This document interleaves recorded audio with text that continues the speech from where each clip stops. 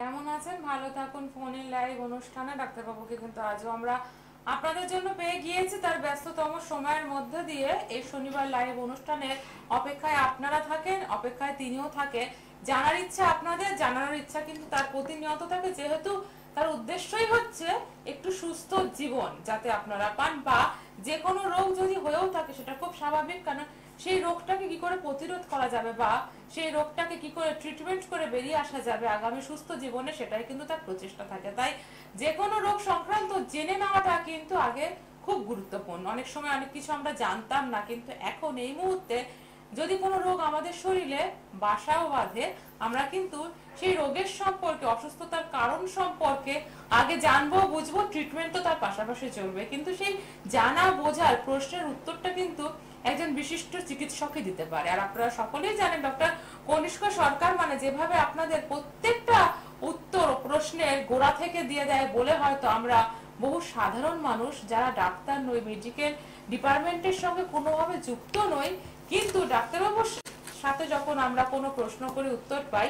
সেক্ষেত্রে কিন্তু আমরা যে কোনো রোগ সম্পর্কে বুঝতে পারি, অন্যকে বুঝিয়েও দিতে পারি। কারণটা একটাই, ডক্টর কনিষ্ক সরকার চায় যে প্রত্যেকটা মানুষ যেন প্রতিটা বিষয়, রোগের বিষয়, ট্রিটমেন্টের বিষয় একটু সচেতন থাকে। কোলেস্টেরল নিয়ে কিন্তু গত দুটো এপিসোড ধরে কথা হচ্ছিল। যদিও আমরা কোলেস্টেরলটাকে একটা মারাত্মক রোগ হিসাবে জানতাম, একটা ভয়ানক সিমটম আমাদের মধ্যে থাকতো, বা খুব রেস্ট্রিকশনে থাকতে হবে আমাদের, এটি বেড়ে গেলে খুব মারাত্মক খারাপ কিছু হবে, খুব বড় অসুখ এটা, যেটা কখনোই সারে না। এই কিছু কিছু ধারণা আমাদের মধ্যে ছিল বা এখনো আছে। সেই ক্ষেত্র ধরে কিন্তু বেশ কিছু প্রশ্নের উত্তর আমরা ইতিমধ্যে পেয়ে গিয়েছি।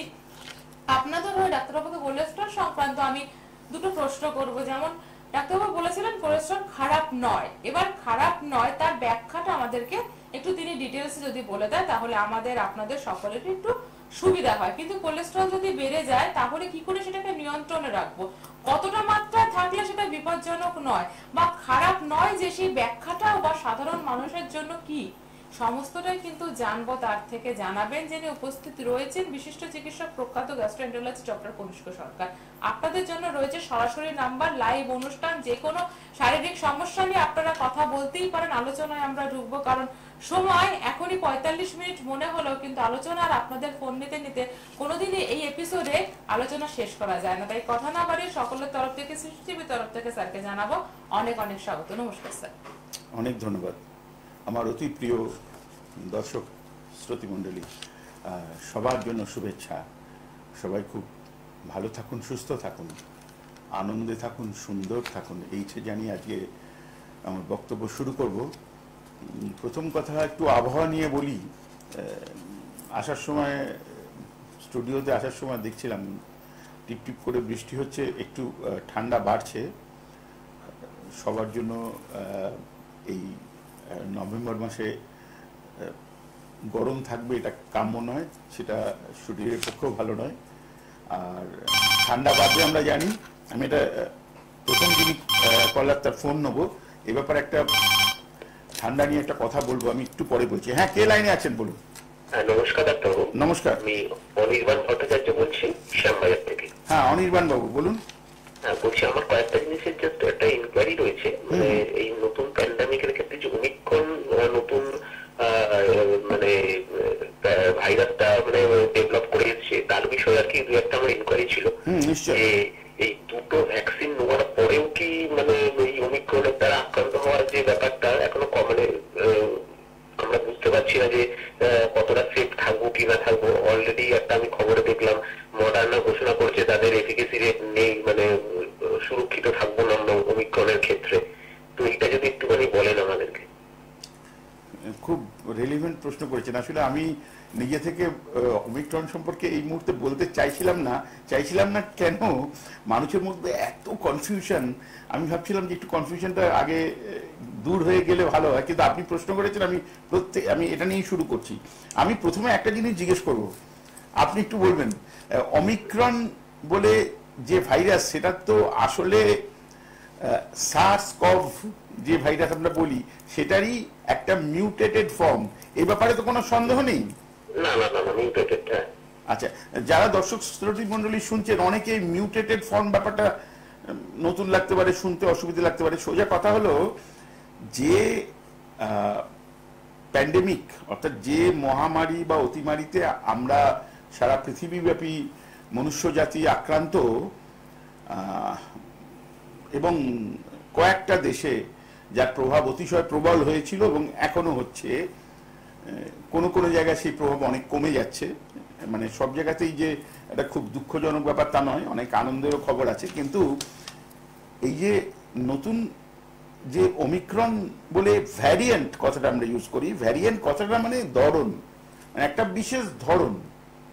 তাহলে ওই SARS-CoV-19 মানে 2019 সালের যে কোভিড ভাইরাস এসছিল, মানে শুরু হয়েছিল বলে আমরা জানি, তা নিয়ে অনেক কথাবার্তা বলা যেতে পারে, কিন্তু অনেক সময় লেগে যাবে, আমি বলছি না।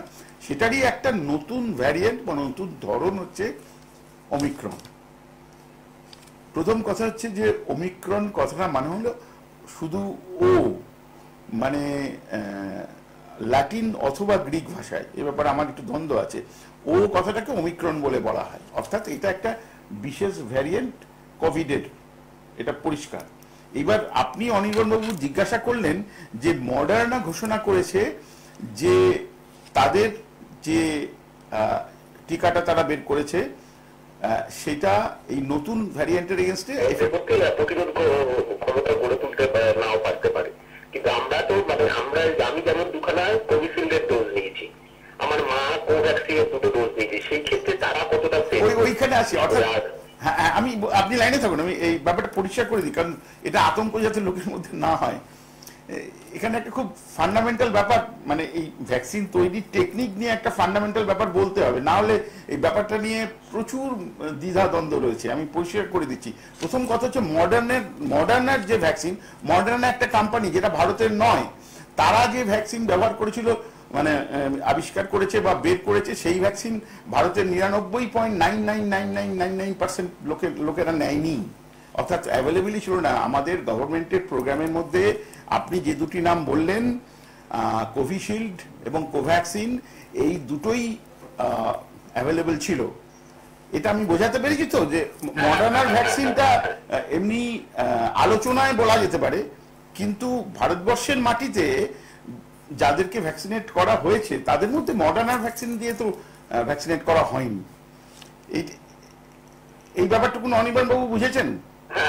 অর্থাৎ আমি মডার্না নিয়ে কথা বলছি না, কোভিশিল্ডের ক্ষেত্রে একটা বুস্টার ডোজের ব্যাপারে আসছি ওমিক্রনের মানে এতে প্রতিরোধ করবার জন্য যেটা একটা বুস্টার ডোজ মানে তৃতীয় ডোজের ব্যাপারে এটা বলছিল, সেই ক্ষেত্রে আসছি হলো। তাহলে মডার্না নিয়ে আর কথা বলার নেই, কারণ মডার্না এখানে কার্যকরিতার ব্যাপার নেই, কারণ নেওয়াই হয়নি। এবার তাহলে কথা হচ্ছে কোভ্যাক্সিন এবং কোভিশিল্ড নিয়ে। আচ্ছা, ভ্যাকসিন ব্যাপারটা কি আমরা তো সবাই জানি বোধহয়, আমি একদম খুব ছোট করে মানে বলে দিতে চাইছি, কারণ এইটা না জানলে কিন্তু ওই কোভিশিল্ড কোভ্যাক্সিনের এই যে আপনি যে প্রশ্নটা করলেন যে অমিক্রনের এগেনস্টে কার্যকরী হবে কিনা, বা কার্যকরী হলেও একটা তৃতীয় ডোজ নিলে তবে কার্যকরী হবে, এই ধরনের কথাবার্তা আমি পরিষ্কার করে বলছি যে আমাদের ভারতবর্ষের, শুধু ভারতবর্ষ একা না, অনেকের সাথে মিলে এই যে কোভ্যাক্সিন বলে ভ্যাকসিনটা তৈরি করেছে আর কোভিশিল্ড যেটা তৈরি হয়েছে, তার মধ্যে একটু তফাৎ আছে। ওই তফাতের জায়গাটা একটু পরিষ্কার করে দিই আগে। আমাদের ভাষাটা খুব তাড়াতাড়ি মুখে আসে বলে দিই, তারপর সেটা বোঝাচ্ছি। কোভ্যাক্সিন এমন একটা ভ্যাকসিন যার মধ্যে লিভ বা লাইভ অ্যাটেনুয়েটেড ভাইরাস আছে। এই কথাটা কিছু যদি বোঝা না যায় পরিষ্কার করে দিই। সেটা হচ্ছে আমাদের দেহ যে ভাইরাসের এগেনস্টে ইমিউনিটি তৈরি করবে, সেটা আমরা দুরকম ভাবে দেহকে এটা তৈরি করাতে পারি। একটা হচ্ছে সত্যিকারের ভাইরাসকে নির্জীব করে দিয়ে খুব কম পরিমাণে সেই ভাইরাসই ইনজেক্ট করে, এইটা একটা রাস্তা। কিন্তু সেটা জীবন্ত ভাইরাস, কিন্তু তার সাপের যেমন বিষধর সাপের যদি বিষ দাঁত খুলে নেওয়া যায়, সে তার কামড়ে মানুষের মৃত্যু হয় না, ঠিক তেমনি অ্যাটেনুয়েটেড ভাইরাস যেটা, তার মারণকারী ক্ষমতা নিয়ে নেওয়া হয়েছে। লাইভ অ্যাটেনুয়েটেড ভাইরাস মানে জীবন্ত মারণকারী ক্ষমতাহীন ভাইরাস, এটা কোভ্যাক্সিনের সাথে সম্পৃক্ত। আর কোভিশিল্ডের সাথে যেটা, সেটা হচ্ছে জেনেটিক ইঞ্জিনিয়ারিং বা বায়োলজিক্যালি বা বায়োজেনেটিক্যালি ইঞ্জিনিয়ার্ড ভ্যাকসিন। মানে এটা তৈরি করা হচ্ছে এমনভাবে যেটা হচ্ছে লাইভ অ্যাটেনুয়েটেড ভাইরাস, যেটা সেটা না থাকলেও সেটার মধ্যে যে উপাদান আছে সেটাও একইভাবে আমাদের দেহে সেই ইমিউনিটি তৈরি করে। এই দুটো আলাদা ব্যাপার কি আমি একটু অনির্বাণ বাবু? আচ্ছা, যারা শুনছেন তাদের মধ্যে যারা খুব অ্যানালিটিক্যাল মানুষ, আমি তাদের জন্য, বা যারা ডাক্তারি পড়ছেন, অনেকে আমাকে ফোন করেন, অনুষ্ঠান শোনেন, পরে কথা বলেন, তাদের জন্য বলছি কেন এই প্রসঙ্গটা আমি অবতারণা করলাম। তার কারণ হচ্ছে ওই ওমিক্রন, যেখানে লাইভ অ্যাটেনুয়েটেড ভাইরাস দিয়ে আমাদের ভ্যাকসিনেশন করা আছে, আমাদের বডি, আমাদের যে, এবং তার এগেন্সটে যে ইমিউনিটি বডিতে তৈরি হয়েছে, সে কিন্তু অমিক্রনই আসুক বা ওই ভাইরাসের অন্য যে কোনো ধরন আসুক, তাকে বোঝার, চেনার এবং তার এগেন্সটে ইমিউনিটি তৈরি করার ক্ষমতা ওই ভ্যাকসিন দিয়ে যারা ভ্যাকসিনেটেড হয়েছে তাদের মধ্যে তৈরি হয়েছে। একটু কম বেশি হতে পারে, কারণ প্রত্যেকটা মানুষের ইমিউনিটি ক্ষমতা আলাদা, তো কাজেই 99%, 98%, 99.9% এরকম ভ্যারিয়েশন হতে পারে, কিন্তু ইমিউনিটি আছে। কিন্তু যারা লাইভ অ্যাটেনুয়েটেড ছাড়া এই genetically engineer vaccine, biologically engineer vaccine, artificially engineer vaccine, যেভাবেই বলেন না কেন, সেই ভ্যাকসিনগুলো নিয়েছেন, সেইখানে একটু প্রশ্ন চিহ্ন আসছে। মানে বডির ইমিউন সিস্টেম প্রথমে তো ওই চেঞ্জ হওয়া, মিউটেটেড, মানে এরমভাবে ভাবতে পারেন যে আমরা অনেক সময় ছোটবেলায় বাচ্চাদের ভয় দেখাবার জন্য মুখোশ পড়ি না, মুখোশ পরে একই লোক মুখোশ পরে নানা রকম ভয়ের মুখোশ পরে ভয় দেখাতে পারে। খুব বাচ্চা না হলে কিন্তু চিনে ফেলে যে এ তো সেই ওই মামা বা ওই দাদা যে মুখোশটা পরে আছে। খুব বাচ্চা হলে সে চিনতে পারবে না, সে ওই মুখোশটা যার মনে করবে এই লোকটা সেই। আমি উদাহরণটা দিচ্ছি এই কারণের জন্য যে ওই জেনেটিক্যালি ইঞ্জিনিয়ার ভ্যাকসিন দিয়ে যারা নিয়েছেন, তারা ওই নতুন মুখোশ পরা একই লোককে হয়তো ভুল করতে পারে। এই হয়তো ভুল করতে পারার জায়গাটা যদি ওঠে, তাহলে তাকে আবার ইমিউনিটি বাড়াবার জন্য, এখানে আমি ওই মুখোশের উদাহরণ যদি দিই, তাহলে বলবো এরম ভাবে যে ওই কম বয়সী বাচ্চা যে চিনতে পারছে না মুখোশওয়ালা একই লোককে, তাকে চেনাবার জন্য ডান দিক, বাঁ দিক, পেছন দিক যে আরো বেশ কিছু আলো টালো দিয়ে ও যে আসলে ওই একই দাদা বা একই মামা, সেটা বুঝিয়ে দেওয়া। অর্থাৎ আরেকবার থার্ড ভ্যাকসিনেশনের প্রয়োজন হতে পারে। এখানে আর একটা জিনিস খুব ইম্পর্টেন্ট, সেটা হচ্ছে নর্মালি এই কোভিডের সমস্ত ভ্যাকসিন, সে আমরা যা নিয়েছি, পৃথিবীতে অন্য সমস্ত জায়গায় যা দেয়া হয়েছে, সমস্ত ভ্যাকসিনই কিন্তু আসলে একটি ওই পুরোনো দিনের ফ্লু ভ্যাকসিন টাইপের। অর্থাৎ এটা একবার ভ্যাকসিনটা নিলে 1 বছর, ম্যাক্সিমাম 1.5 বছর তার ভ্যালিডিটি থাকে, পরের সিজনে আবার নেওয়ার দরকার হতে পারে, যেরকম ফ্লু ভ্যাকসিন নিতে হয় আর কি। তো এইখানে একটা ব্যাপার আছে, অর্থাৎ যারা মনে করছেন যে কোভ্যাক্সিন নিয়ে আছে, আমার থার্ড ভ্যাকসিনেশন প্রয়োজন হবে না, এটা কিন্তু ঠিক মনে করছেন, হবে না। কিন্তু যদি পুরো সময়সীমাটা 1 বছর বা 1.5 বছর পেরিয়ে যায়, তাহলে ওমিক্রন থাকুক না থাকুক, কোভিডের যদি প্রভাব থাকে সেই এলাকায়, তাহলে তাকে কিন্তু আবার দ্বিতীয়বারের জন্য, বা এক্ষেত্রে যেহেতু দুটো করে ভ্যাকসিন আমরা নিচ্ছি, এটাকে তৃতীয়বার বলতে পারি, তৃতীয়বার ভ্যাকসিন নেওয়ার প্রয়োজন হতে পারে। এটা যে কোনো রকম ফ্লু ভ্যাকসিনের ক্ষেত্রে প্রযোজ্য, এবং আলাদা করে নাম করবার কোনো প্রয়োজন নেই। এই ব্যাপারে কি ক্লিয়ার হয়েছে? হ্যাঁ, ক্লিয়ার হয়েছে। আরেকটা আমরা যখন প্রথম ঢেউটা আসে, তখন দেখলাম যে আমাদের যারা একটু কোমরবিডিটি যারা রয়েছে, তারা এফেক্টেড বেশি হচ্ছে, তারপরে সেই তুলনায় বাচ্চারা একদম কম হচ্ছে। কিন্তু এখন আমাদের যা দেশের ভ্যাকসিনেশন প্রোগ্রাম বা পরিস্থিতি, তাতে ম্যাক্সিমাম লোকে ধরতে গেলে একটা সিঙ্গেল ডোজ নিয়েছে, কিছু সংখ্যক বাদ দিয়ে। কিন্তু বাচ্চারা যারা 18 বছরের নিচে রয়েছে, তারা তো ভ্যাকসিনেশন তো হয়নি তাদের। সেই ক্ষেত্রে ওমিক্রনের ক্ষেত্রে তারা কি, মানে তারা কতটা নিরাপদ বা তারা কতটা এফেক্টেড হতে পারে, তাদের মধ্যে একটা ভয় রয়েছে। কারণ আমার ফ্যামিলিতে আমাদের 4 জন মেম্বার, একটা বাচ্চা রয়েছে, আমরা 4 জন ডবল ভ্যাকসিনেটেড হয়ে গেছি।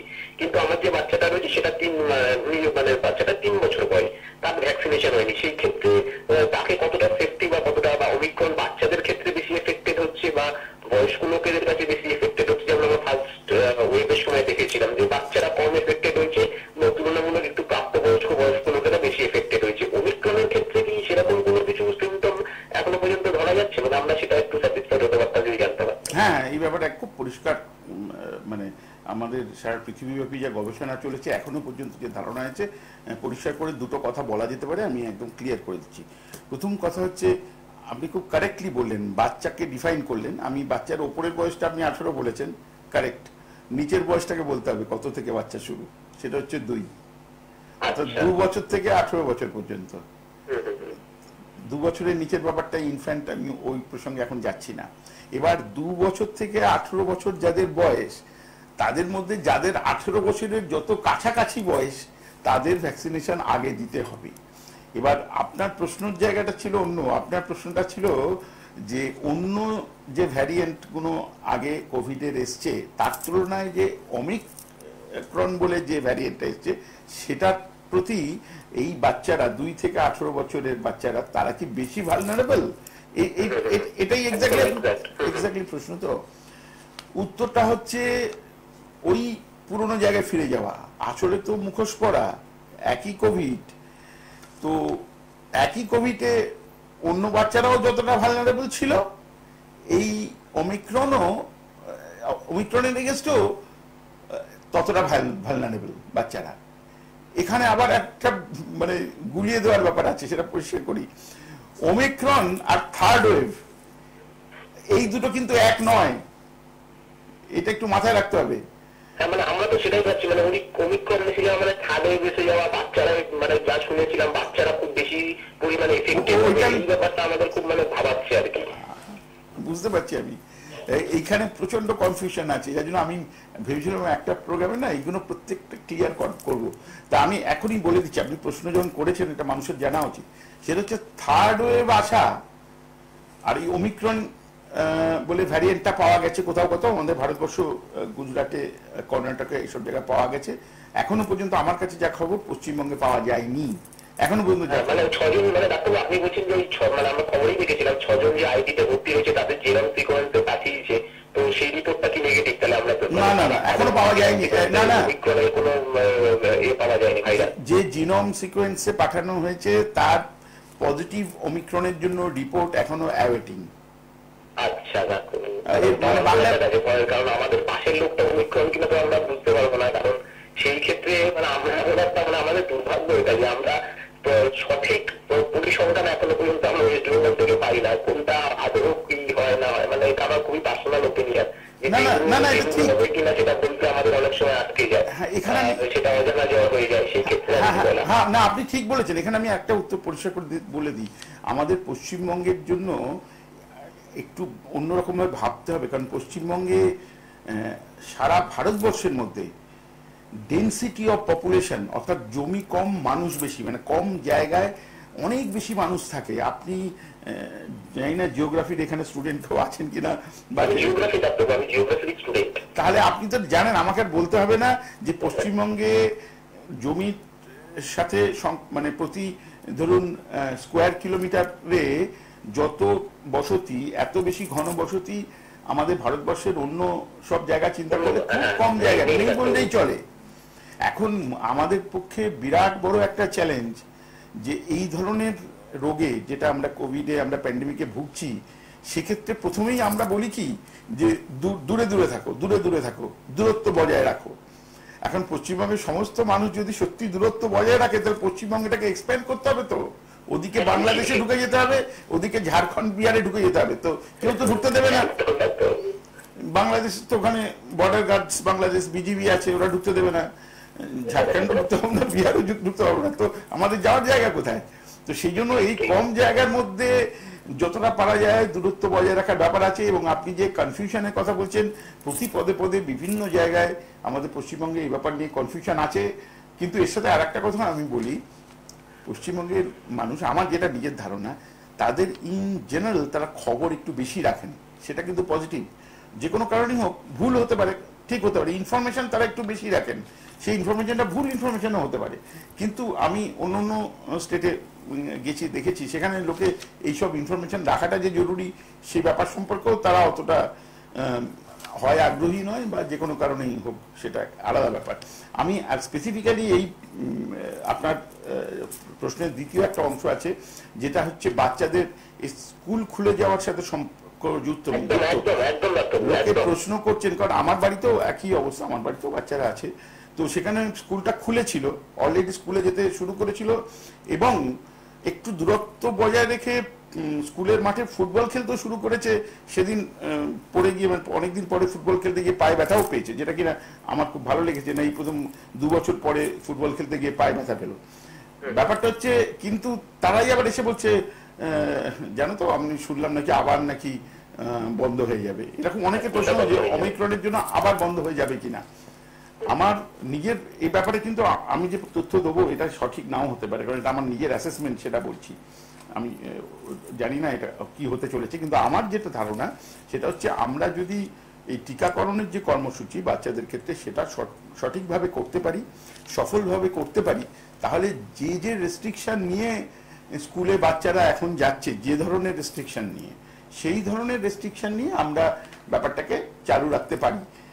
আমি এই বক্তব্য শেষ করব খালি একটা কথা বলে, এই কথাটা অনেকের ভালো লাগতেও পারে, নাও লাগতে পারে, আমি সরাসরি বলে দিই। সেটা হচ্ছে, যা যা রেস্ট্রিকশন আছে, অনেকেই স্কুলের ক্ষেত্রে আমি বলছি, অন্য অন্য জায়গার কথা তো এখন বলে লাভ নেই, স্কুলের ক্ষেত্রে সেইটা কোনো কোনো স্কুলে একটু হালকাভাবে নেওয়া হচ্ছে। এই ব্যাপারটা আমার মনে হয় যে হয়তো প্রথম প্রথম এগুলো অ্যাডাপ্ট করতে, মানে স্কুলকে পরিষ্কার পরিচ্ছন্ন রাখার ব্যাপারটা, স্কুলগুলোতে বাচ্চাদের দূরত্ব রাখার ব্যাপারটা, বাচ্চারা যখন কথাবার্তা বলবে তখন যে মাস্কটা পরে থাকতে হবে, হাত ধোয়ার ব্যাপারটা, এইগুলো যেন ইমপ্লিমেন্ট করার ব্যাপারে কোনো বিশেষ বিশেষ ব্যক্তির ওপর এই দায়িত্বটা দেওয়া হয়, যারা দেখবে যে ঠিকমতো এটা পালন করা হচ্ছে কিনা। এইটুকুনি আমার খালি, আমি কোনো স্কুলের নাম করলাম না, কিন্তু আমি এরকম ইনফরমেশন আমার কাছে আছে এবং দ্যাট ইজ কারেক্ট ইনফরমেশন। এইটা একটু মাথায় রাখা। তা ওমিক্রন সম্পর্কে আপনি যা প্রশ্ন করেছিলেন তার আপনি স্যাটিসফাইড? একটা ছোট্ট কোয়েশ্চেন, আমরা এই যে সিমটম দেখি, কোভিডের প্রথম ক্ষেত্রে দেখলাম জ্বর, সর্দি, কাশি, তারপরে একটু সিমটম চেঞ্জ হলো, যে গন্ধ চলে যাচ্ছে, চলে যাচ্ছে, হেডেক তৈরি হচ্ছে। ওমিক্রনের ক্ষেত্রে আক্রান্ত হলে কি আমরা বুঝতে পারবো প্রথম থেকে, যে প্রাইমারি যে বুঝে গেলাম যে হতে পারে আমার ওমিক্রন হতে পারে, আমরা একটু বেশি প্রিপেয়ার হলাম, এরকম কি কোনো সিমটম, কোনো কিছু গ্রোথ করেছে ডাক্তার? প্রথমে হচ্ছে, ওমিক্রন যেহেতু একটা কোভিড, সেহেতু আপনি মানে জ্বর ছাড়া, জ্বর বলতে 98.3 ডিগ্রির ওপরে একটু টেম্পারেচার ছাড়া ওমিক্রনের প্রেজেন্স, মানে ওমিক্রনের যে ফিচার্সগুলো আছে, প্রেজেন্টিং ফিচার আছে, সেটা প্রায় হয় না বললেই চলে। এছাড়া সর্দি কাশি বলুন, এই যে গন্ধর ব্যাপার বলুন, জিআই সিমটম, জিআই মানে হচ্ছে পেটের কিছু কিছু সিমটম, যার মধ্যে 3টে জিনিস ইম্পর্টেন্ট। একটা হচ্ছে একটু ডায়রিয়া হওয়া বা বেশ ভালো রকম ডায়রিয়া হওয়া। 2 নম্বর হচ্ছে খেতে গিয়ে মনে হবে যেন গিলতে অসুবিধে, এবং খাবো মনে হচ্ছে অত খাবার খেতে গিয়ে খেতে পাচ্ছি না। এই ধরনের যেটাকে আমি জিআই মানে গ্যাস্ট্রো ইন্টেস্টিনাল সিমটম বলছি, সেই সিমটমগুলো এখানেও প্রেজেন্ট হতে পারে, থাকতে পারে। কিন্তু জ্বরটা থাকবেই, একটু কম হলেও জ্বর থাকবেই, এবং সেটা হতে পারে কি একদিন এসে চলে গেল বা 2 দিন থাকলো, কম জ্বর থাকলো, কিন্তু থার্মোমিটার দিয়ে টেম্পারেচার দেখে সেইটাকে ডেমনস্ট্রেট করা ইম্পর্টেন্ট। অর্থাৎ যদি কেউ আমাকে জিজ্ঞাসা করেন যে ওমিক্রনের ক্ষেত্রেও আরটিপিসিআর পরীক্ষা বা অন্য পরীক্ষা না করে সিমটোমেটিক্যালি কি করে বুঝবো, তাহলে আমি বলবো যে বাড়িতে যেন একটা থার্মোমিটার, কার্যকরী থার্মোমিটার থাকে। এমন কিছু দাম না, সবার বাড়িতে থাকতে পারে, এবং কিভাবে টেম্পারেচার দেখতে হয় থার্মোমিটার দিয়ে সবাই জানেন। সেই টেম্পারেচার দেখে কত টেম্পারেচার দেখা যাচ্ছে সেটা যেন মোবাইলের ছবি তুলে রাখা হয়, ওখানে ডেট পড়ে যাবে, মানে ডেটটা দেখা যাবে, এবং সেই রেকর্ডটা যেন রাখা হয়। এইটা সব থেকে বেশি হেল্পফুল একদম প্রথমের দিকে। তারপর তো অন্য সিমটমে ডাক্তারবাবুরা বুঝবেন, এবং এখন ডাক্তারবাবুরা আগের থেকে অনেক বেশি অভিজ্ঞ হয়ে গেছেন, এবং আমাদের হাতে এই রোগকে মোকাবিলা করার জন্য অনেক ভালো ভালো ওষুধপত্রও আছে। খুব বেশি দুশ্চিন্তার কারণ নেই। তার সাথে একটা ব্যাপার নিশ্চয়ই বলার আছে, যে যাদের আপনি যেটা বললেন যে কোমরবিডিটি, অর্থাৎ যাদের ইমিউন স্ট্যাটাস লো হয়ে গেছে কোনো কারণে, সেটা হাই ডায়াবেটিস মেলিটাসের জন্য হতে পারে, খুব বেশি ওজন সেই জন্য হতে পারে, বা আগে থেকে লিভারের বা কিডনির কোনো রোগ আছে, হার্টের কোনো রোগ আছে, বা ফুসফুসের কোনো রোগ আছে। তো এই সব ব্যাপারগুলো নর্মালি মানুষকে, যাদের এরকম আছে তাদের ইভ্যালুয়েট করে সেটাকে কি করে ঠিক করা যায়, বা যারা ডেইলি এক্সারসাইজ করেন না, হাঁটা চলা বলুন, অন্য এক্সারসাইজ বলুন, তারা একটা এক্সারসাইজ শিডিউল বা প্রোগ্রামের মধ্যে চলে আসুন। কোভিডের এগেনস্টে ওষুধপত্র বাদ দিলে সব থেকে বড় যে সাথী আপনাকে সব থেকে বেশি হেল্প করবে হলো আপনি নিজে, আপনার নিজের ইমিউনিটি, এবং সেইটাকে বাড়াবার জন্য এক্সারসাইজের বিরাট বড় ভূমিকা। যে জিনিস, যে খাওয়া দাওয়াগুলোকে আমরা তথাকথিতভাবে অতিশয় মানে কি বলে জিভে খুব ভালো লাগে বলে মনে করি, সেই খাবারগুলোর মধ্যে বেশিরভাগই আমাদের ইমিউনিটি কমায়, এটা মনে রাখার ব্যাপার আছে। আর এছাড়া ভ্যাকসিন অর্থাৎ টিকা সব মানুষের যত তাড়াতাড়ি অ্যাভেলেবিলিটি হবে তত তাড়াতাড়ি নেওয়া উচিত। এখানে আমি বলে রাখি, আমি বারবার করে একই কথা বলছি এই কারণের জন্য, চারপাশে দেখছি এখনো আস্তে আস্তে সেই পার্সেন্টেজ অফ মানুষ কমে আসছে। কেন জানি না, ধারণা কোনো কারণে যে টিকা নেওয়া না নিলেও চলবে, না নেওয়া উচিত নয়, এরকম ধারণা আছে। তারপরে টিকা ডবল ডোজ দেওয়ার পরে ডক্টর মাস্কটা অনেকে খুলে দিচ্ছে, এটা একটা ব্যাপার দাঁড়াচ্ছে। যেখানে আপনার ভিড় নেই, যেখানে আপনি একা, ধরুন গাড়ির মধ্যে আপনি একা গাড়ি চালাচ্ছেন, আপনি মাস্ক খুলে গাড়ি চালাতে পারেন, কাজ তুলে চালাচ্ছেন, অসুবিধা নেই। এবার যদি দেখা যায় আপনি একটা এমন জায়গায় আছেন যেখানে 10-15 জন লোক, যেমন বিয়ে বাড়িতে যাচ্ছেন, সেখানে আপনি মাস্ক খুলবেন খালি সেই সময় যখন একটা গ্রুপ ফটো তোলা হচ্ছে, ঠিক শুধু সেই সময়টুকুন ফটো তোলার জন্য তুলে আবার মাস্কটা পরে নেবেন, কারণ তো মাস্ক পরে থাকলে ছবি উঠবে না। কিন্তু এইটা বাদ দিলে, বিয়ে বাড়িতে যখন খাবেন তখন তো মাস্ক তো খুলতেই হবে, সেইটুকুনি বাদ দিয়ে বাকি সময় মাস্ক পরা উচিত। যারা ধরুন মানে আমাদের এক ফ্যামিলি মেম্বার যে ডেল্টা ক্লাসে, মানে সেকেন্ড ওয়েভে ডেল্টা ক্লাসে আক্রান্ত হয়েছিল ভ্যারিয়েন্টে, মানে চিকিৎসার ফলে তার ইমিউনিটি লেভেলটা অনেকটা কমে গেছে, মানে এখন নানা রকম একটু সাইড এফেক্ট গেলে কিছু কিছু সমস্যা দেখা দেয়। তো সেই ক্ষেত্রে কতটা হাই রিস্কে রয়েছে, মানে ওমিক্রন কি সেই ক্ষেত্রে মানে যারা একবার আক্রান্ত হয়েছে ডেল্টা ক্লাসে তাদের মধ্যে একটুখানি বেশি প্রভাব বিস্তার করতে পারে, বা তারা খুব তাড়াতাড়ি আক্রান্ত হতে পারে, এরকম কোনো কিছু ব্যাপার রয়েছে কিনা? তো না তারা মানে মোটামুটি একটু সেভে রয়েছে, এই জিনিসটা একটু জানার ছিল। খুব কমপ্লিকেটেড কোশ্চেন আছে, কিন্তু সাধারণ আমি জানি না মানুষ শুনে এই কোশ্চেনটাকে কমপ্লিকেশনের জায়গাটা পরিষ্কার করে দিই।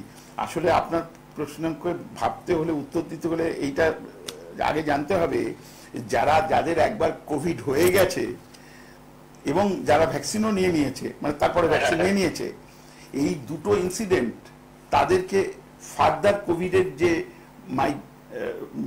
যে চেঞ্জড ফর্মগুলো আসছে, আমি মিউট্যান্ট ফর্ম কথাটা ব্যবহার না করতে চাইছিলাম, তো সেই মিউট্যান্ট ফর্ম যেগুলো আসছে, চেঞ্জ ফর্ম যেগুলো আছে, তার থেকে কি অধিকতর নিরাপত্তা দেবে? আপনার প্রশ্নটা তো ঠিক এক্স্যাক্টলি এটাই।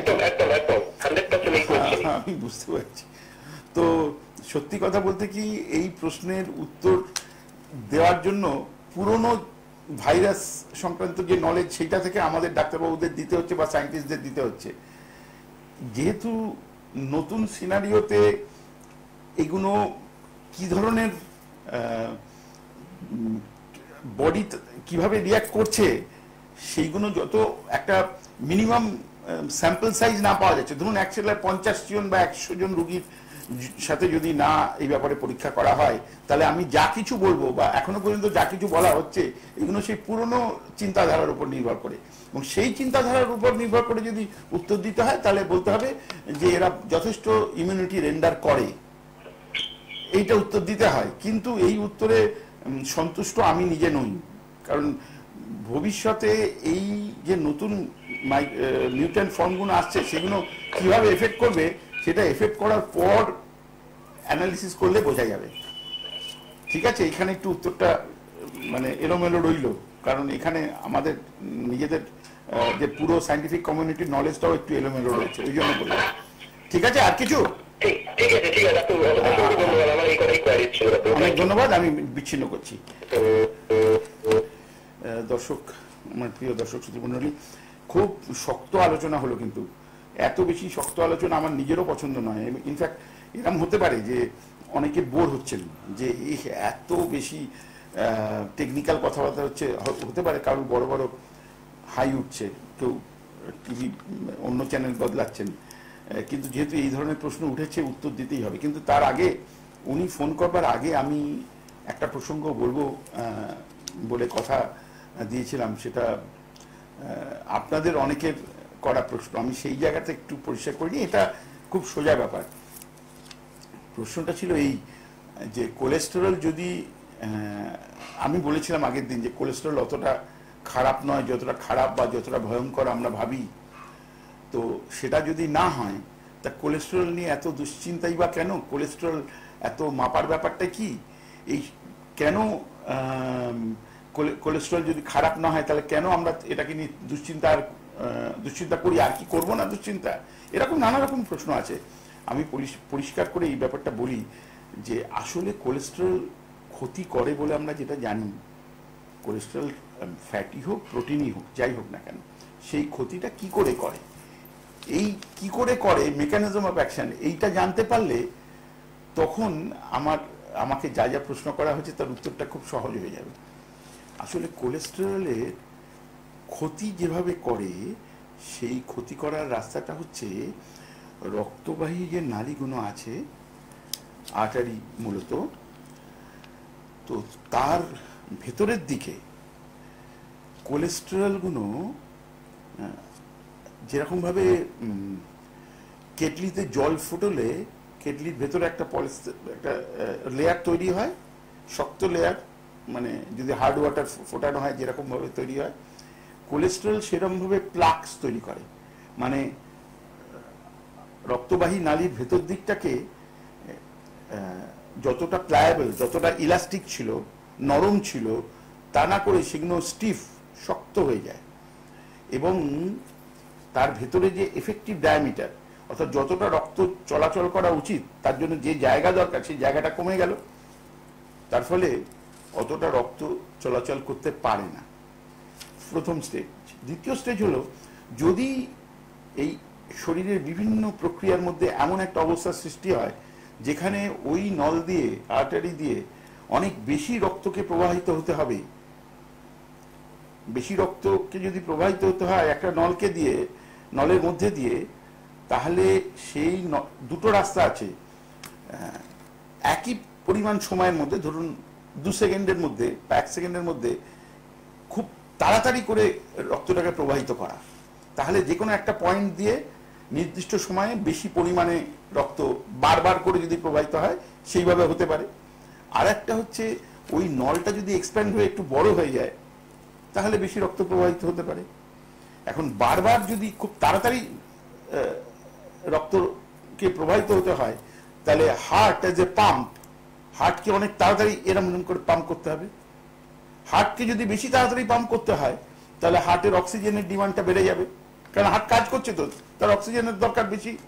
এবার হার্টের অক্সিজেনের ডিমান্ড যখন বেড়ে যাবে তখন সেই অক্সিজেনটাকে যোগান দেওয়ার জন্য রক্তকে আরো তাড়াতাড়ি সার্কুলেট করতে হবে। অর্থাৎ শুধু এই ধরনের একটা আমরা বলি ভিসিয়াস সাইকেলের মধ্যে পড়ে গেলে আলটিমেটলি, যেটাকে আমরা হার্ট অ্যাটাক বলি, হার্ট কাজ করা ছেড়ে দিতে পারে, হার্টের অন্য ক্ষতি হতে পারে, অথবা হার্ট পুরো পাম্প না করে আস্তে আস্তে এরম করতে শুরু করে দিতে পারে। একে আমরা ফিব্রিলেশন বা অন্য সব রোগ বলি। তো এইটা তাহলে তাড়াতাড়ি করে খুব যদি করতে চাই তাহলে সেটা সলিউশন হলো না, সেটাতে ক্ষতি হচ্ছে বোঝা গেল। তাহলে রাস্তা একটাই, ওই নলটা যদি একটু বড় হয়, অর্থাৎ ইলাস্টিক যদি হয়, বেলুনের মতো যদি হয়, একটুখানি যদি বড় হতে পারে তাহলে সেখান দিয়ে বেশি রক্ত যেতে পারে। কিন্তু যদি কোলেস্টেরল প্লাকসগুলো ভেতরে থেকে যায় এবং ওর ওয়ালটাকে যদি শক্ত করে দেয় তাহলে সেইভাবে যেই ও এক্সপ্যান্ড হতে যাবে সঙ্গে সঙ্গে ওই জায়গাটা ছিঁড়ে যাবে, ছিঁড়ে গিয়ে ভেতরে রক্তপাত হতে শুরু করে যাবে। এইটাকে বলে স্ট্রোক। সেটা যদি মাথায় ব্রেনে হয়, মাথায় হয়, তাকে সেরিব্রাল স্ট্রোক বলে। যদি হার্টে হয় কার্ডিয়াক স্ট্রোক বলে। তো এই ধরনের যে পরিস্থিতি সেটা যাতে সৃষ্টি না হয় সেই জন্য বলা হয় যে কোলেস্টেরলের পরিমাণ কমিয়ে রাখো। এইটা হচ্ছে কোলেস্টেরলের যেটা নেগেটিভ সাইড বলুন, ফ্লিপ সাইড বলুন, সেইটা আমি আগে বলে নিলাম। যদি এটা সত্যি হয় তাহলে আমি কোলেস্টেরল উপকারী এসব বলে তো মানুষের ক্ষতিই করছি এরকম মনে হবে। আসলে কোলেস্টেরলে এই প্লাকস তৈরি হয় কোলেস্টেরল একা এই প্লাক তৈরি করতে পারে না। প্লাক মানে ওই যে রক্তবাহী নালীর ভেতরে যে কঠিন আবরণ ভেতরে তৈরি হচ্ছে, সেইটা একা কোলেস্টেরল তৈরি করতে পারে না, ওর সাথে আরো কিছু কিছু জিনিসের দরকার হয়। এবং সারা পৃথিবীব্যাপী প্রায় গত 30 বছরের গবেষণার ফল যে ওই কোলেস্টেরল তখন ক্ষতি করতে পারে যদি ও আরো দুটো তিনটে জিনিস পায় সঙ্গে। তার মধ্যে 1 নম্বর হচ্ছে তামাকের সংস্রব, অর্থাৎ যে ভদ্রলোক বা ভদ্রমহিলা স্মোক করেন এবং বেশ ভালো রকম স্মোক করেন, সেই তামাকের সংস্রব কোলেস্টেরলের সাথে যোগ হয়ে একটার সাথে যোগ হয়ে ওই প্লাক তৈরি করার প্রসেসটাকে এনহ্যান্স করতে পারে, মানে তাড়াতাড়ি করতে পারে। এইটা 1 নম্বর। 2 নম্বর হচ্ছে যারা কোনো এক্সারসাইজ করেন না, মানে আমাদের ভাষায় আমরা বলি সিডেন্টারি লাইফস্টাইল, মানে শুয়ে বসে কাটান আর কি, যারা ওভারওয়েট, যারা বেশি ব্লাড সুগারের রোগ, ডায়াবেটিস মেলিটাসে ভুগছেন, বা যাদের একটা ফ্যামিলিয়াল হিস্ট্রি আছে, যাদের বাড়িতে এই বেশি কোলেস্টেরল থাকার, বেশি লিপিড প্রোফাইলের এই যে প্যারামিটারগুলো সেগুলো বেশি থাকার প্রবণতা যে যাদের জেনেটিক মেটেরিয়ালের মধ্যে আছে, এই সমস্ত ফ্যাক্টরগুলোতে ওই কোলেস্টেরলের ব্যাপারটা যোগ হলে তবে ওই প্লাক ফর্মেশনের ঘটনাগুলো ঘটতে থাকে। আমাদের ব্রেনের ফাংশন, আমাদের নার্ভের ফাংশন, এবং সেই নার্ভের একদম ব্রেন থেকে শুরু করে যেখানে পর্যন্ত নার্ভগুলো কাজ করছে সমস্ত ফাংশনের জন্য কোলেস্টেরল অতিশয় দরকারি, অতিশয় উপকারী, অতিশয় কাজের। অর্থাৎ একই জিনিস যদি 3-4টে অন্য ফ্যাক্টরের সাথে যুক্ত হয়ে যায় তখন বিষ। আবার ওই একই জিনিসকে যদি 3-4টে, অর্থাৎ আমি এরকমভাবে বলতে পারি বদ প্রভাব মুক্ত যদি তারা থাকে, অর্থাৎ দুষ্টু বন্ধুদের থেকে তারা যদি দূরে থাকে, কোলেস্টেরলকে দূরে রাখতে পারেন, দুষ্টু বন্ধু কারা আমি সেগুলো বললাম, তাহলে কিন্তু কোলেস্টেরলের ওই ক্ষতিকর প্রভাব আসবে না। অর্থাৎ আমরা যে শুধুমাত্র রক্তে কোলেস্টেরলের পরিমাণ বিচার করি, আমি আগের দিন বলেছিলাম যে কোলেস্টেরলের মধ্যে আসলে এইচডিএল এবং এলডিএল 2 রকমের প্রোটিন থাকে, হাই ডেন্সিটি লাইপোপ্রোটিন আর লো ডেন্সিটি লাইপোপ্রোটিন। আমাকে দেখানো হচ্ছে বোধহয় সময় 5 মিনিট আছে। আমার ইচ্ছে তো অনেক মানুষের প্রশ্নের জবাব দেওয়া, কিন্তু ইচ্ছে থাকলেও উপায় থাকে না। আমার অতি প্রিয় দর্শক শ্রোতৃমণ্ডলী সবার জন্য আজকে এই অনুরোধ রইল যে আজকে ফোন না করার জন্য, অ্যাটলিস্ট কোলেস্টেরলের ব্যাপারটা একটু পরিষ্কার করে বলে তাহলে দিতে পারবো এই 5 মিনিটে। তো আমি যেটা বলছি যে এই দুষ্টু বন্ধুদের থেকে যদি দূরে রাখা যায় তাহলে এই কোলেস্টেরল অত ক্ষতি করতে পারে না, 1 নম্বর। 2 নম্বর, আমি কোলেস্টেরলের লেভেল নিয়ে এটা অনেকে প্রশ্ন করেছেন, তাহলে আমি আপনার কথা অনুযায়ী কত মিলিগ্রাম পার্সেন্ট লেভেল অ্যাকসেপ্টেবল, মানে যার উপরে গেলে আমরা চিন্তা করব, যত লেভেল পর্যন্ত গেলে আমরা নিশ্চিন্ত থাকবো। আগে আমি ভারতবর্ষের জন্য যেটা অ্যাকসেপ্টেড লেভেল সেইটুকুনি বলে তারপরে অন্য কথাগুলো বলবো। দেখুন, এইচডিএল এবং এলডিএল, হাই ডেন্সিটি লাইপোপ্রোটিন এবং লো ডেন্সিটি লাইপোপ্রোটিন, এর মধ্যে এইচডিএল হাই ডেন্সিটি লাইপোপ্রোটিন যেটা, সেটা সব দিক দিয়ে আমাদের উপকার করে, সেটাও কিন্তু কোলেস্টেরল, সেটা সব দিক দিয়ে আমাদের উপকার করে। এবং অর্থাৎ যেটা উপকারী জিনিস সেটা বেশি থাকলে ভালো, কমন সেন্স। তাহলে সেইটার পরিমাণ 40 মিলিগ্রাম প্রতি ডেসিলিটারের উপরে থাকতে হবে অন্তত, অ্যাভারেজ 70 মিলিগ্রাম, খুব ভালো।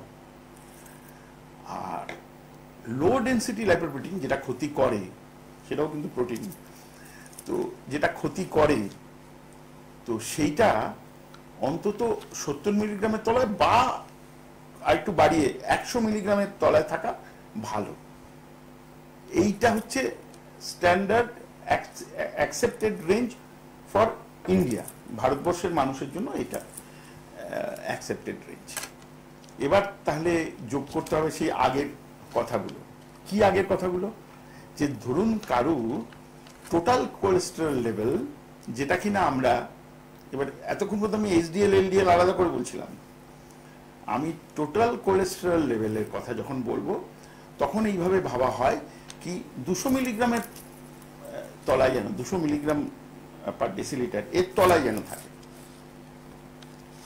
তাহলে অ্যাকসেপ্টেবল, ঠিক আছে, অত দুশ্চিন্তার কারণ নেই, এইভাবে চিন্তা করা হয়। কিন্তু এই যে চিন্তাধারাগুলো, এগুলো সমস্ত হচ্ছে থিওরিটিক্যাল, মানে আপনি রক্ত পরীক্ষা করলেন, রিপোর্টে কি পড়া যাচ্ছে দেখা যাচ্ছে, সেটার উপর নির্ভর করে সব চিন্তা ভাবনা করছেন।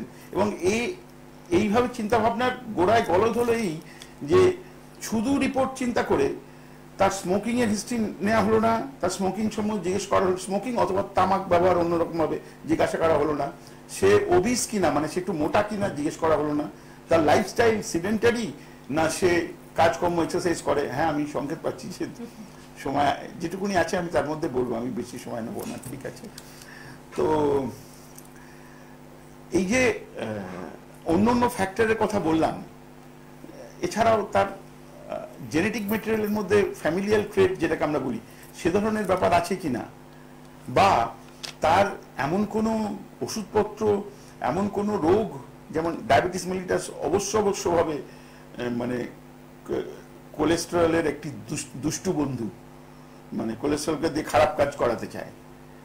তো সেই সব ফ্যাক্টরগুলো মিলিয়ে তারপর চিন্তা করতে হবে এবং সবসময় নজর রাখতে হবে। এটা আমি সব মানুষের জন্য বলছি, আমি রুগী কথাটা ব্যবহার করছি না, কারণ কোলেস্টেরল সবার আছে, আর একটু বেশি কোলেস্টেরল তো মানে এত বেশি লোকের আছে যে ওই নিয়ে দুশ্চিন্তা করার কিছু নেই। সেইখানে ব্যাপারটা হচ্ছে মানুষকে জিজ্ঞেস করতে হবে, আমি কি প্রত্যেকদিন এক্সারসাইজ করি, আমি টোব্যাকো এবং টোব্যাকো প্রোডাক্ট কি ছেড়ে দিয়েছি, আমার কি ডায়াবেটিস মেলিটাস আছে, আমার বাড়িতে আমার বাবা মা, আমার ঠাকুমা, দিদিমা, ঠাকুরদা, এদের কারুর কোলেস্টেরলের রোগ ছিল বা কারুর স্ট্রোক হয়ে কেউ মারা গেছে।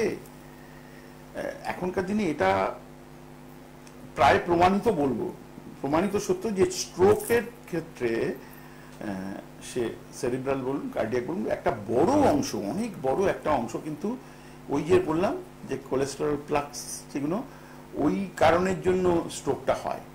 তো যদি এইগুলো আগে থেকে নজরে আনা যায়, আর এইগুলো আগে থেকে নজরে আনা মানে হচ্ছে একটা হেলদি লাইফস্টাইল লিড করা, যেটা নিয়ে এখন খুব কথাবার্তা হচ্ছে। এখনকার দিনে সবার হাতে মোবাইলে ইউটিউব ওটা সব দেখা যায় এবং তাতে নানা রকম হেলদি লাইফস্টাইল, হেলদি ডায়েট নিয়ে কথাবার্তা চলে। সেক্ষেত্রে একটু নজর রাখবেন যে ওখানে একটা কথা বলার আছে, এর মধ্যে অনেক কিছু ইনফরমেশন বলে লোকে মনে করেন, যে তথ্য বলে মনে করেন, যেগুলো আসলে বিজ্ঞাপন। সোশ্যাল মিডিয়াতে বা আপনার মোবাইলে, আমি জানি না ইউটিউবটাও বোধহয় সোশ্যাল মিডিয়ার মধ্যে পড়ে, বা অন্য সমস্ত কিছুতে এত বেশি ইনফরমেশন বম্বার্ডমেন্ট হচ্ছে, মানে বোমাবাজি করাচ্ছে এত ইনফরমেশন দিয়ে আপনাকে, তার মধ্যে অনেকগুলোই সত্যিকারের ইনফরমেশন নয়, বিজ্ঞাপন। আপনি যেন ওইটা তফাৎ করতে পারেন, কারণ ওই বিজ্ঞাপনে দেওয়া জিনিসগুলো সত্যিকারের তথ্য মনে করে যদি আপনি সেটাকে অ্যাডপ্ট করেন নিজের লাইফে, সেটা হয়তো ঠিক নাও হতে পারে। কাজে সেক্ষেত্রে আপনার ডাক্তারবাবুর পরামর্শ অবশ্যই নিতে হবে। এই নিয়ে আরো দ্বিতীয় ভাগে আমার স্পেসিফিক্যালি হার্টের ক্ষেত্রে, অন্যান্য ভেসেলের ক্ষেত্রে যাদের ডায়াবেটিস হয়েছে তাদের জন্য আলাদা করে রিস্ক ফ্যাক্টর কতটা, এইসব নিয়ে অনেক কিছু বলার আছে। আর আমাকে আমার লেফট সাইড থেকে এদিক থেকে বলা হচ্ছে যে একদম সময় নেই, এই করা হচ্ছে। আপনাদের সাথে কথাবার্তা বলতে, আপনাদের প্রশ্নের উত্তর দিতে, ইন্টারাকশন করতে ঠিক আপনারা যতটা চান আমিও ততটা চাই। আজকে সময় পারমিট করছে না, আগামী দিনে ফিরে আসবো। একদম, যাদের প্রশ্ন বাকি থেকে গেল পরবর্তী লাইভ অনুষ্ঠানে সেই প্রশ্নের উত্তর দেওয়া হবে। আর যাদের আরো কিছু ইনকোয়ারি করার আছে তাদের কিন্তু রয়েছে হেল্পলাইন নাম্বার, ডাক্তারবাবু আর্জেন্ট কিছু থাকলে ফোন করতেই পারেন। আমরা অনুষ্ঠানের প্রথমেই বলেছিলাম যে শুরুতে মনে হয় 45টা মিনিট, কিন্তু আমাদের হাতে সময়টা একেবারেই শেষ হয়ে গিয়েছে। আজকে অনুষ্ঠান শেষ করতে হয়েছে। আজকের মতো পরবর্তী অনুষ্ঠানে ডেফিনেটলি স্যারকে আবারও পেয়ে যাব। অনেক ধন্যবাদ।